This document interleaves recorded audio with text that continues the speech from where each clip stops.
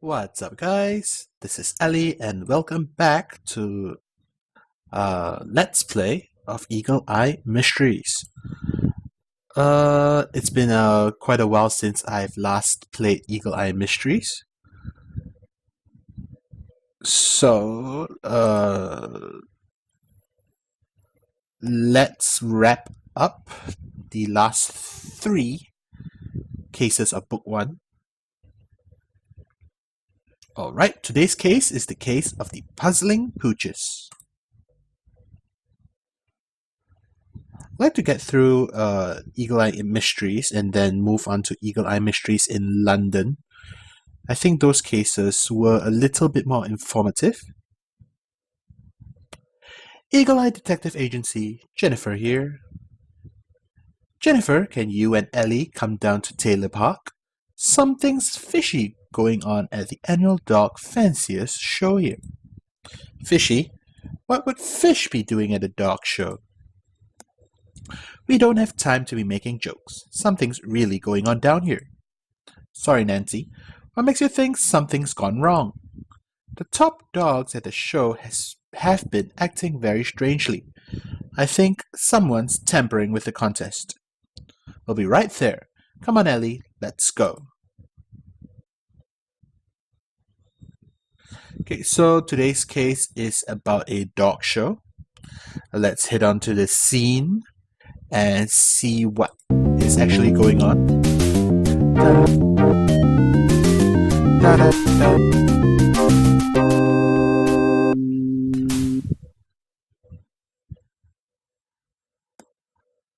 The annual Dog Fanciers show is a big deal here in Ridgeview. It's just a local match, but some of the owners get very competitive. Dr. Canara, the astronomer from Mount Vernon College, is the club's president. She did the judging today. Let's talk to her. Okay.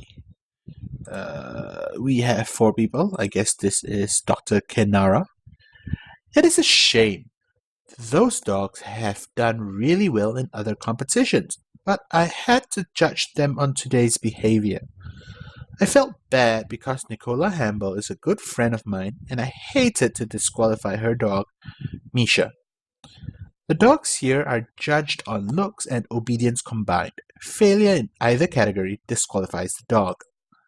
The 3 dogs that did best in looks failed obedience, so I awarded the first prize to Mrs. Harper's Pekingese, Fifi. Okay. A large, snooty-looking Afghan hound is sitting in a booth marked Princess Titania. The pedigree displayed behind her shows her champion bloodlines and her owner's name, Miss Polaria. A little card on the side of the booth reads, Princess Titania was trained by Pretty Puppy Obedience School, Mrs. Edith Preston, proprietor. Stay away from her, children. Kiki's as nervous as can be after today's fiasco, and who can blame her? I can't understand what made her run away. She never disobeyed me in competition before. Today I told her to sit, and suddenly she perked up her ears and dashed from the ring. Wait, who's Kiki? The booth says your dog's name is Princess Titania. Princess Titania is Kiki's formal name, the name she's registered under with an American Kennel Club. Her call name, the name we call her at home, is Kiki. Gentleman Valiant, known as Misha, belongs to Nicola Hamble. His papers say that he's a Springer Spaniel. He attended Pretty Puppy Obedience School. It's the same obedience school. I'm really happy for Mrs. Harper and the dog, but I can't help feeling sad too. Misha's won Best in Breed prizes before, but we worked extra hard in obedience school for this combined competition. It was just so unlike him to dash from the ring that way. He responded as if he heard someone calling him, but I didn't hear anything. I hate to say this, but I think I should ask for a refund at Pretty Puppy Obedience School and take Misha somewhere else. Right, Nancy, tell us what you think about this part of the case. I was taking some pictures of the show for our school paper, the Tiger Press, when I noticed that some of the champion dogs were acting really strangely. You've seen Mr. Karichi's bulldog, Cheto, right? Well, when his turn came for obedience trials, he just ran off the stage, dragging Mr. Karichi behind him. It was the same for Misha and Kiki. They did well in confirmation, the part where their looks are compared to their breed standards. But when it came to the obedience trials, they just ran off, ruining their chances. Those three dogs were bound to win ribbons. It can't be a coincidence. Well, based on what they tell us,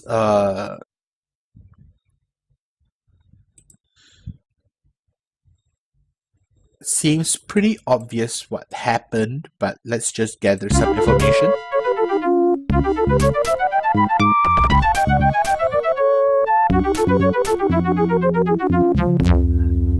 Let's interview the winner and check out the winning dog. Mrs. Harper and Mrs. Preston have been friends for years. They met at a finishing school in England. They must be celebrating Fifi's victory together.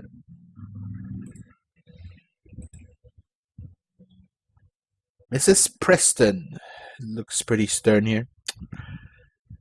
Naturally, I'm pleased for dear Linda. Fifi is a fine example of a breed, but I must confess I'm quite distressed at the obedience trial results of my 3 pupils.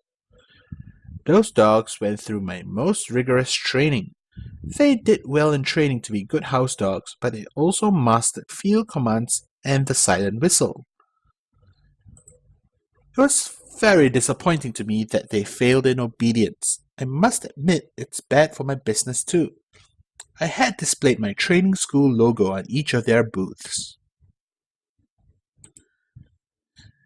Hello children, do come in. Let me show you Fifi's first prize ribbon. It's her first, and she's so proud. Aren't you, my little Snooky Wookums? Mommy's little Sweetums has earned her favorite treatsy weetsy, haven't you, Angelkins? Oh, yummy wummy. Eat that lovely steak all up. Mommy's so proud of you. Fifi is Mrs. Harper's pure breed Pekingese. She's snuffling at the ground near your feet and eyeing you suspiciously. Fifi's collar is made of a pale blue leather with what looks like diamond studs. A gold tag hanging from a collar has Fifi stamped on one side and Vandermeer Dog Studios on the other. As you can see, we sent my precious Fifi to the finest obedience school in the state. That was before Mrs. Preston opened Pretty Puppy, of course. So it's a competitor's location. We probably need to check that out. Creepy critters.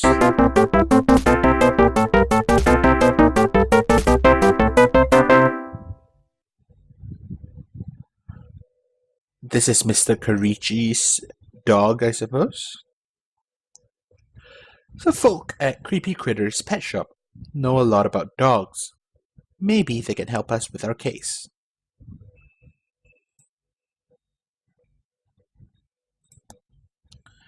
Anthony Karichi is restocking the pet shop shelves.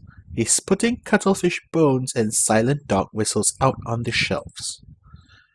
These are some of our hottest items. Cuttlefish bones are good for parakeets to scratch their beaks on. And these silent dog whistles sell like hotcakes. I even sold one to Professor Crank this week. I didn't even think he had a dog. But who can tell with him? My dad's pretty upset about Chato blowing the trials. Maybe he should call Moondog K9 Educators. The owner, Randy Hicks, left some business cards on our counter. He's new in town, I guess. The counter at Creepy Critters has a few boxes of dog toys, a glass bowl with a Siamese fighting fish, and some business cards on it. The business card says, Moondog K9 Educators, Obedience through Understanding. First lesson free with this card. I'm sorry to hear about what happened at the dog show. I recommended Mrs. Preston to Mr. Karichi to help train Chato. She's an excellent trainer. She used to train hunting dogs in England. That's very difficult. It's called field training. In field training, trainers use whistles and calls to teach the dogs to help a hunter. Calls are words they shout to the dogs. Mrs. Preston uses a silent dog whistle here in town in her field training so that the neighbors aren't disturbed. I just came from the dog show in the park. I don't want to be some kind of spoiled sport, but I think there was some monkey business with the dogs. I think so too. Oh well. My little Chato was in the ring doing just fine when all of a sudden all the dogs start this whining. My Chato, he starts pulling me out of the ring towards the woods. I can't believe that my Chato would disobey me. He's always been such a good dog. He was the star pupil in Mrs. Preston's obedience class. Chato is Mr. Karichi's bulldog. His collar has a tag engraved with his formal name, Vincenzo Caruso. Now, what's this here? A flyer for the dog show has been taped to the front window of Mr. Grimaldi's shop, announcing the Richview's Dogs Fancier's third annual dog show and competition. Prizes for top 3 dogs completing 2 rounds of judging. Best of breed and most obedient. All dogs must be entered 2 hours prior to show.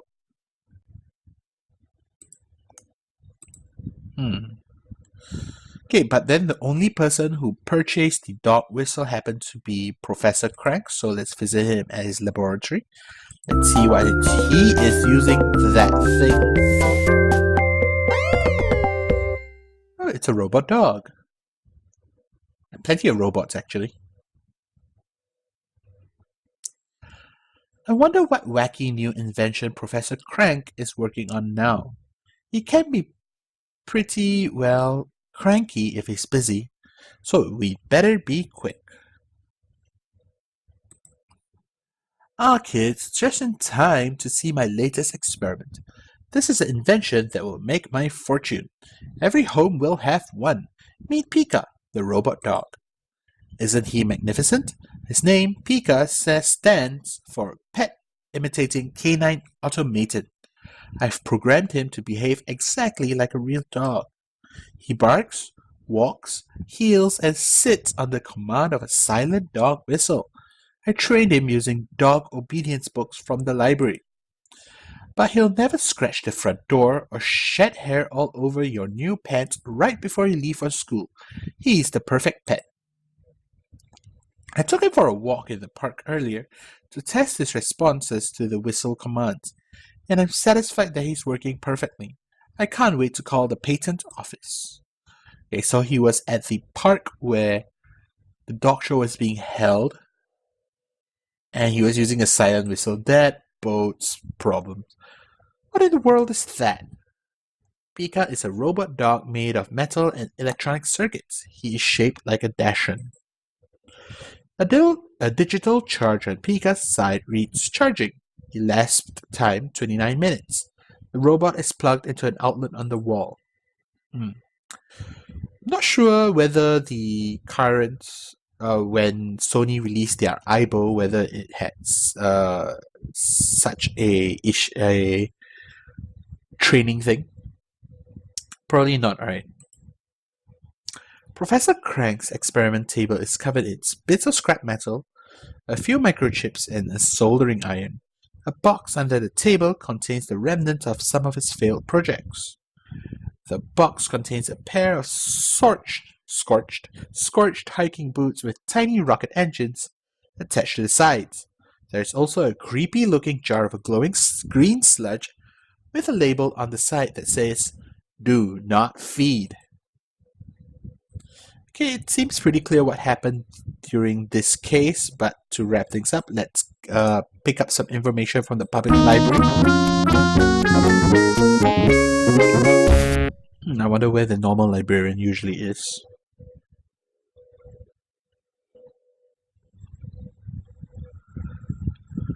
Mrs. Garcia must be out for the day, but Mr. Lightfoot is here. He's intense. He writes science fiction and spy novels for a living, and volunteers at the library when Mrs. Garcia is out. I guess that's good for a small community, but, people need to make a living after all. The nonfiction section contains Randy Hicks' book. There's a photograph of the author on the back cover. J. Lightfoot. Hi kids. Mrs. Garcia is off on her annual whitewater rafting trip, so I'm filling in for her. If I can help you find anything, just let me know. Actually, we're looking for some information on dog training and obedience. Do you have anything like that? What is it that you want to know? I have a good friend who's a dog trainer. Maybe he can help. His name is Randy Hicks. Randy's out of town this weekend at a conference on holistic vegetarian dog nutrition, but he'll be back Monday, if you can wait till then. In the meantime, why don't you pick up his training book, Lick the Hand That Feeds You? It stresses dog-owner relationships and communications. Randy is out, so even if he was a suspect, he has an alibi, he's not in the country.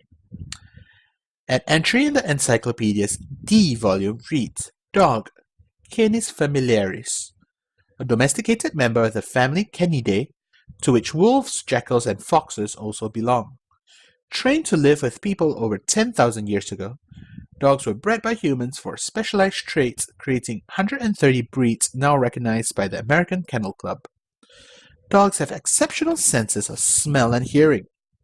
Their powerful noses allow them to track for miles since they're undetectable to humans. Because of their remarkable hearing, dogs can be trained with silent whistles that use sound frequencies far above the range of human hearing. Which is why, of course, no one heard anything, and the dogs seem to be acting strange all on their own. The library computer lists several dog obedience books, but most of them are listed as checked out. That's strange. Someone must be studying up on dog behavior. Let me see who they're signed out to. The master computer lists those books as all being signed out to Professor Crank. Maybe he bought a puppy. I don't know if he mind you dropping in, but it's worth a shot. I already visited him, so that's fine. Let's solve this case. We have enough information. I think we've got this dog mystery by the tail. Pick 5 clues that you think best show what really happened at the dog show. Okay. We need to prove that the only person that was responsible had a dog whistle.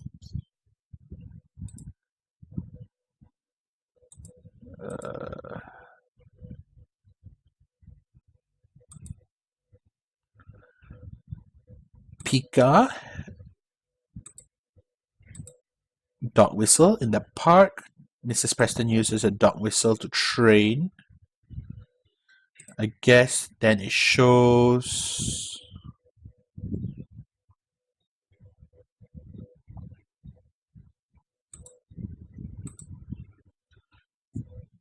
right. Those are the clues we needed to sniff out the culprit. Who do you think is responsible for all those puzzled pooches? Randy Hicks is out of the country. Mrs. Harper, Dr. Kinara, and Mrs. Preston all own dogs in the show. And even though they could have blown a whistle, if they did, I guess people would have spotted them blowing the whistles. Unfortunately, Professor Crank, the guy who's wearing 2 pairs of glasses, didn't know he was interfering with a competition and was out testing his robotic dog. So unfortunately, today's culprit is Professor Crank.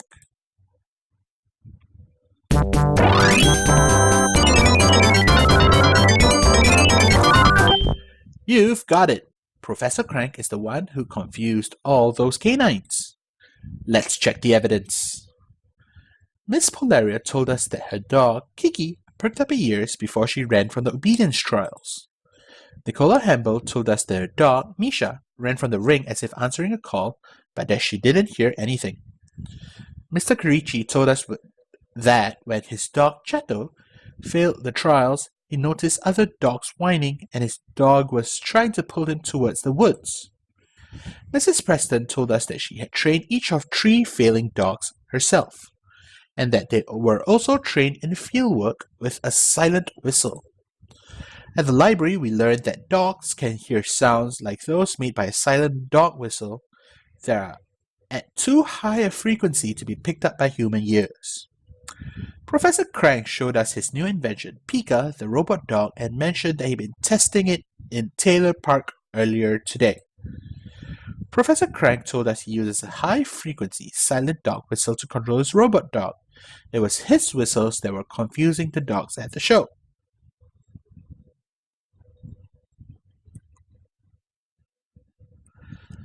Right, Nancy? Let me know what's up. Look at this! Ellie made the front page at the Courier. That robot dog was really something. Ellie did a great job on this case, figuring out how Professor Crank accidentally ruined the dog show.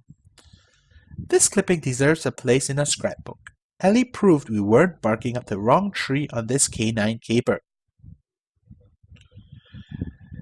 Ridgeview Courier. Robot pet makes the fur fly at dog show. The Ridgeview dog fanciers announced the result of the retrials of their big annual dog show today. Sharing first place was Gentleman Valiant, owned by Nicola Hamble, and Linda Harper's Elegant Precious.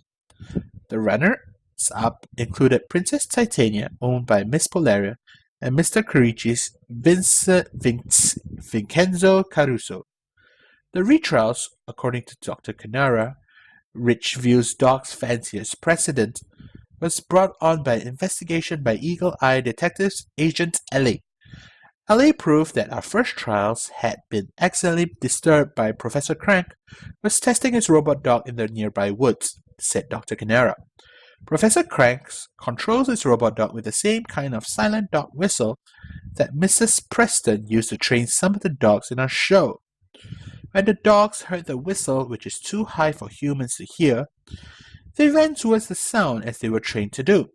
This disqualified them from the show. Professor Crank apologized for the trouble he had caused and has even enrolled his robot dog in Mrs. Preston's training school. Alright, that's a successful case closed. Robot dog that requires charging and is that responds to dog whistles. I think that's one step up from an Aibo, at least from what I remember what an Aibo could do. Not sure what happened to Aibo technology nowadays, but I guess robotics is interesting. And I look forward to what the future brings on that front. Right, that wraps up our Eagle Eye Mysteries case for today. If you've been enjoying the series, do feel free to like, comment, and subscribe to the channel. Every little bit helps and is very, very much appreciated.